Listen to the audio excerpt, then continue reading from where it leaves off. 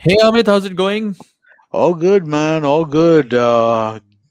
Doing well, but yeah, ready for other things to Yeah, happen. We spoke a lot about deployment last week, but I'm tired of being remote. I want to get back. that's true. We are all tired of being remote, even though that's all we hear. Yes. And of course, we're back here talking about a bunch of other stuff today with Chinmoy again from Lenovo as part of Yep. our Shunya One Special in Yeah. Yeah. collaboration with Lenovo too. For So those of yeah, you who missed last week's episode, Chinmoy is the head of services, sales, and relationship businesses at Lenovo India. And it was a great episode that we had last week. If you missed it, do check that out. But really excited about what we're going to talk to him about on this week's episode. yes, indeed. And there's a lot to get into beyond obviously just the interesting things we heard already. So let's jump in. Let's go for it.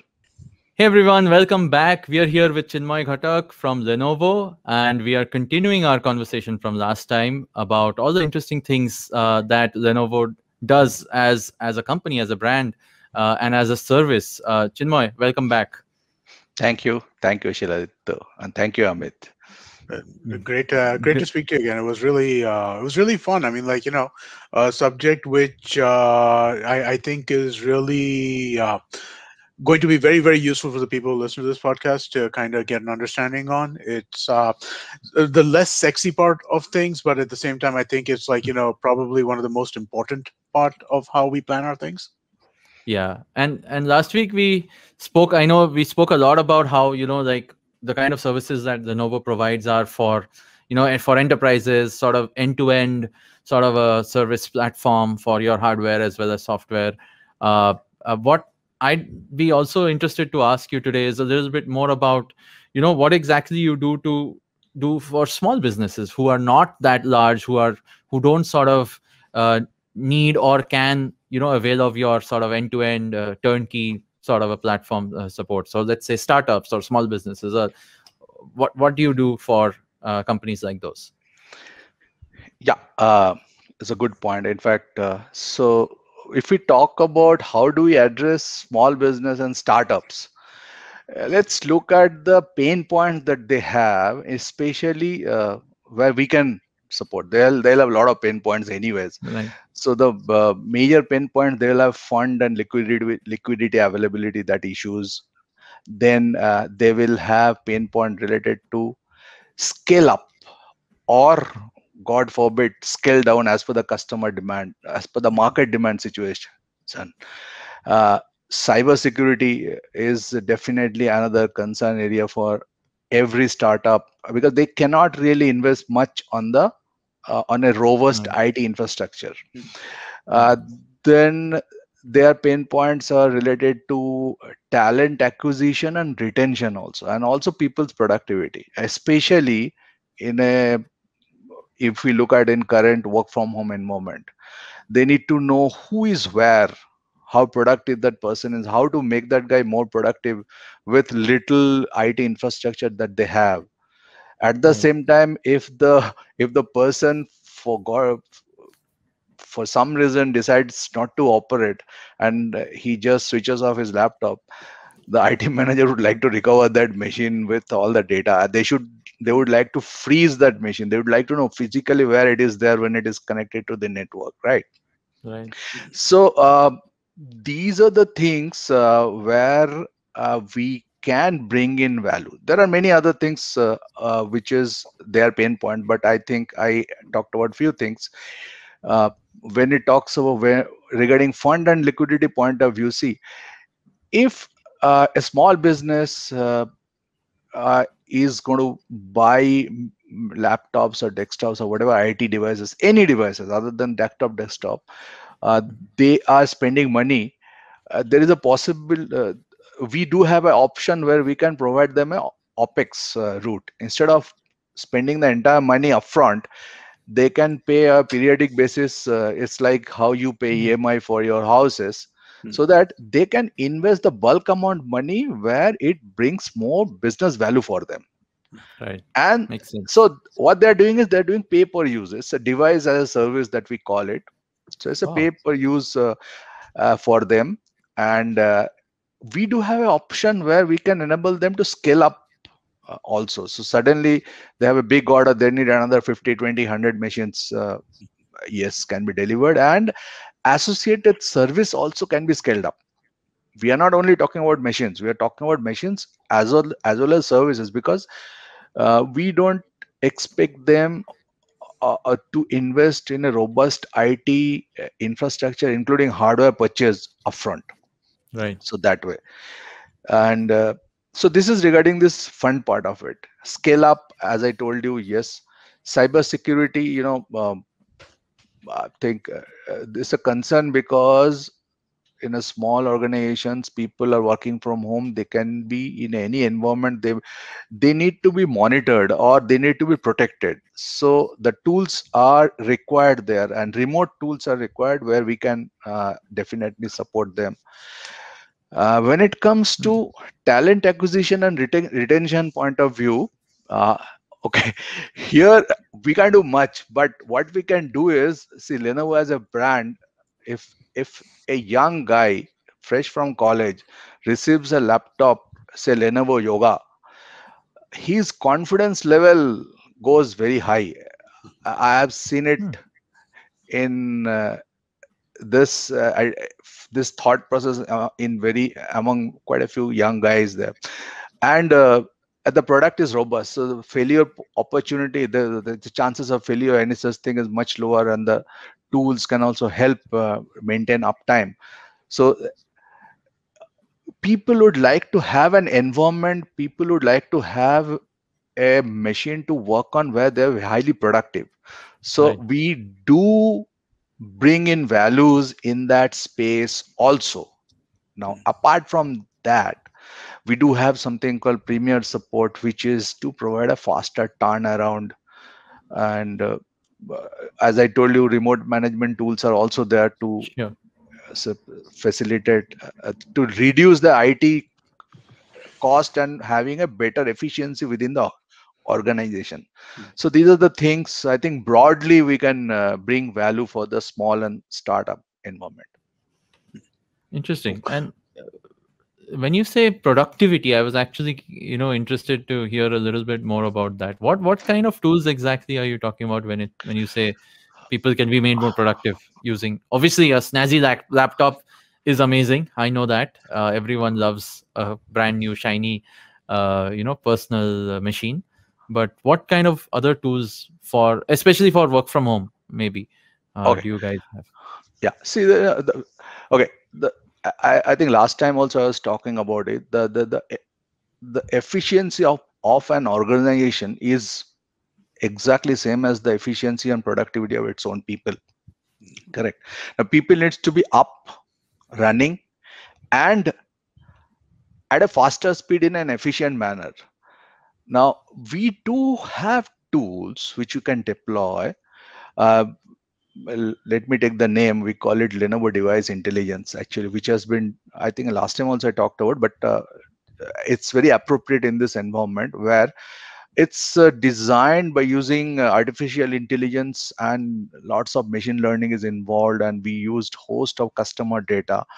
uh, this tool will be providing proactive alert before a failure happens, and the failure that it can anticipate not is not necessarily on the hardware. It takes care of hardware, operating system, and software related issues also. So Hmm. if the IT manager can anticipate some problem is going to come, and they take immediate action through remote tools, the person remains up and running in a more efficient manner. Hmm. And many times what happens, many of the people will have a small niggling problem, and they leave with that, because else they have to send that machine somewhere in the office, or somebody has to come and check Yeah. that. They don't want to have that downtime. They try to live with such niggling problems. You Now mean the with left remote, shift button not working or something like that? yeah, Because so many people, yeah, they just do it forever. They just manage. I Correct. remember I had a friend who had actually figured out the percentage was not working on his thing. And so he had a file which he had saved with the percentage in it. Whenever he needed to use the percentage, he'd open the file, copy paste the percentage, and then put it into the document. Yeah. Wow, I've done that, I think. Yes. Yeah. So I think I 70, had 80% of the problem can be solved on over from a remote location. You don't need I, a. I, Yeah. Go ahead. I had memorized some ASCII codes. Now I remember. Where you can press Alt and the ASCII code and the character shows up. So, Yeah. yeah. Yeah. Thank God we don't have that anymore. Like, I I, don't think anyone listening to this today in 2021 will have thought of these problems, because I doubt hardware fails so much. In fact, for all you know, Chinmay, I'm sure in your experience, it's mostly the issues are mostly actually might be software, right? It's mostly things which can be handled remotely. Yeah. Most of the problem can be handled remotely. Yes. Yeah. oh, awesome, great. So if I could ask another question, right? So when you were talking about funds and liquidity and device as a service, right? Does that mean leasing machines, or is that a different kind of, or is that something else that I'm thinking of here? See, we are not suggesting a plain pure vanilla leasing engagement Right, here. We are suggesting that you are taking machines, devices as a service. right. We call it DAS. So it will be the engagement with the organization will be that they need X number of machines Hmm, to start with, and they need X, Y, Z, all the services around hmm, this. Like we may have Hmm. to maintain them, we may have to uh, provide a turnaround within certain period depending on the type of location they are there, and uh, security can be part of it, hmm. antivirus type of engagement can be there part of it. So it's basically device plus associated services all together. They'll Okay. be paying on a periodic basis, they'll be paying monthly or quarterly, whatever is the engagement over a And period of. so in this context, how do you manage like new device refreshes, right? If somebody's been with the company for 2 3 years or something like that, then after that they would need to have the devices refreshed, right? So Hmm. how does that play into this? Okay, so the two things, let's look at it. That first is they buy certain at the very beginning, but when the engagement is happening, we know a roadmap. Like over a period of say 2 years or 3 years, 3 years period, they will be probably buying say X quantity of machines. And today maybe they are buying 500 or 300, and then every quarter there will be addition of some X numbers which will be ramping up over a period of time. So once we know that, the whole engagement gets designed accordingly, and the per unit rate which they'll be paying to Lenovo on a monthly basis or quarterly basis, mostly it is a monthly basis, that remains fixed. Hmm, So the organization knows their payout which is going to happen, so they can do a better budgeting from hmm, that point of view. Now, to answer your second part is that after 3 years, what? hmm, Right? See, on paper, these machines will not be the ownership of the organization. Hmm. So after 3 years, they have an option of having renewing or getting into another agreement where they would like to have a much superior hardware. By then that would have come in the market, because the hardware keeps on the specs keeps on Improving. Yeah. changing, moving upward, right? Right. And the lot of security features gets added at the hardware level frequently. So hmm. organizations would obviously like to have the latest hardware, and the old hardware which will be there will be taken back. So because Right. it's not in their books, it's not their Hmm, ownership, so it will be taken back. And It's like a swap out. yeah, it can be swapped out also. No, it will be basically two different engagement. One engagement which is there for the earlier machines, and as part of that engagement we'll take back the machines, Okay.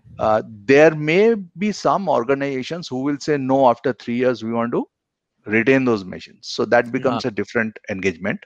Mm. But mostly it is advisable that they go for a newer hardware with newer specs, better security feature. That becomes another engagement, whereby old machine comes out, new machine goes in, yeah. and the associated services. Yeah, and this is again, it's like a bundle, right? You're talking about like basically hardware, software, or software on it, the remote management service, the say the actual hardware warranty support, all of those things, fixing things. So basically, are you saying that it's almost like eliminating? Again, I think we talked about it last time. Are you replacing the IT department of the startup in this case by providing these Actually, services? when you call startup, if a startup is in a chemical engineering area, or a startup is in whatever area their specialty is, yes, we can definitely take care of their entire end-to-end IT requirement. They don't need to really bother about it. And what we see is in the mid-range organizations having 1,000 plus uh, users across India, even some of them are also completely outsourcing their IT. I mean, Mm. they don't have a single person on the payroll for IT. It's very Hmm. surprising, but we are seeing that happening. Yeah, Yeah, because the company's core business is not IT. IT is just an enablement for them. So they Correct. rather give it to the experts Yeah. who can do that. But most of the cases, organizations having good number of install base, they would like to have their own person taking decisions related to IT, and they may have a very small team which will be doing something very specific for their organization. But the regular work, regular IT infrastructure managing and running the show can be completely outsourced. So, I'd like to stick with this for a second, right? So, can you give me some examples of the kinds of functions that typically do get outsourced? I mean, like, what are the kinds of things that Lenovo can help a company when we were talking about doing basically the quote unquote eliminating but not eliminating the IT model that you all have, right? So, what kind of functions would be in that? Yeah, so let's look at it uh, step by step. What are the Sure. day-to-day activity that happens within an organizations? It's someone is having a problem. They would like to call somebody. Hey, I have a problem. Correct. Mm. Hmm. So there may be a need of a help desk arrangement there. So having a help desk is something that we can take care, and it can happen within the premises. It can happen outside the premises. Means we do have a 400 plus manpower. We do have a help desk having 400 plus people which we are running in from Bangalore, and we have help desks all across the world, various points. And we do follow uh, a method called follow the sun when we are providing help desk support to our premium support customers. So as the sun is going up, accordingly the support Yeah. moves from India to Middle East to Europe to that way. So Nice. we do have such capability. Once we have that capability, we can utilize that for our customers who would like to have some such thing. So it can be within their premises if they want. It can be in my premises, from Lenovo premises we can give that support. That's the help desk. Then uh, they need to have somebody physically present there to take care of some issues. Hmm. So that means we have to put manpower with certain skill set to manage that, and those manpower needs to be managed. They need to be trained, and also we have to means the manpower availability is also has to be managed. They do go on leave, right? So we have to ensure that the support is there. IT team just cannot go on leave completely. There has to be support, otherwise Yeah. organization will not work. Yeah. Yeah. So those.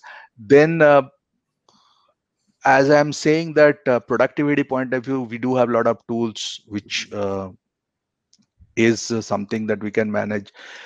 Security, IT security point of view, we can look into. We can support the organizations. The today, Lenovo is quite strong both in desktop notebooks as well as in server space. Um, and we call it a one Lenovo engagement. Hmm. So whatever is the organization's need in terms of if we have to take care of their server room, if we have to also look into their network infrastructure, maybe they have some 300 offices across India, and that network infrastructure also has to be managed. So the one Lenovo engagement can definitely support our customers towards that, and we are building up ourselves to support organizations, bigger organizations also. So small organizations is uh, it's something that is can definitely get benefited from having engagement with us. Even bigger organizations, much bigger organization, where I'm saying so 20,000, 30,000 people across, yeah, their network becomes very complex, right? Hmm. So we, as of now, we are uh, not at that space, but we are building ourselves up towards that. So that way. Cool. Very interesting. In fact, you guys are basically then taking over, more and more of the IT services stack, right? And like I think you had mentioned last time, this has become one of the premier, I would say, the focus areas for Lenovo as a brand and as a company. And so just to round this up, what are the kinds of, you would say, contracts, engagement models that are available on all your devices, and how does that work when it comes to changing requirements? I think you touched upon this a little bit before, but is there, do you call this one of these initiatives is the one Lenovo thing? Are there various such types of engagements that you call out specifically and that you follow? Okay. See, contract per se will be organization has a need, and broadly that need can be divided into two. One is they have a hardware IT infrastructure need, and they have a service support need. So Right.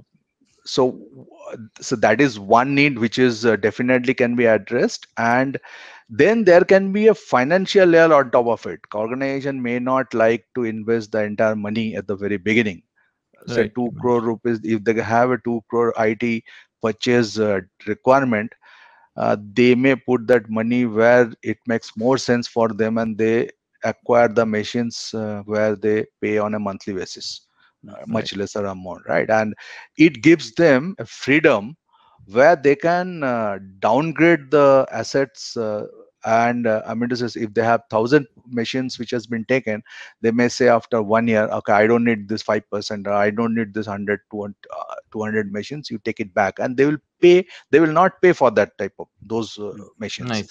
So that flexibility remains. So so this is one type of contract where there is a step up, step down is possible. We call it a flex engagement. So contract engagement terms and conditions, I'm just translating the word contract into the Sure. engagement terms and conditions. It can take care of the hardware need, it can take care of the service need over a period of time, and there can be a financial engagement layer also where organizations can pay on a opex on a periodic basis, which is a opex model, not a capex model for them. Well, I think it Got it. might be interesting to also underline just how customizable are these agreements to the various people who you work with, right? It's not like a service, right? If I'm not mistaken, it is something where you work with the customer to figure out what their needs are and provided that, rather than a one size fits all, just ye itna this much per seat. It's not that kind of a thing. Am I right? Yeah, yeah, it is. It actually takes a lot of time.